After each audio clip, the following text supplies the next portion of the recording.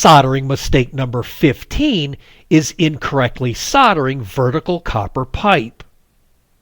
Whenever soldering a vertical copper pipe that has either a straight fitting or an elbow fitting, it's absolutely imperative that you always put the solder in at the bottom first, and here's why. Because heat rises, if you put the solder in at the top first, the bottom may not be hot enough to melt the solder. By continuing to heat the fitting, the solder at the top will likely flow down due to gravity, creating a cold joint and a weak connection that's prone to leaks. I hope you found this helpful, and if you like this video, please hit the like button below, share it with your friends, and please be sure to subscribe. God bless you and have a great day. Bye for now. Okay, Sparky, wait.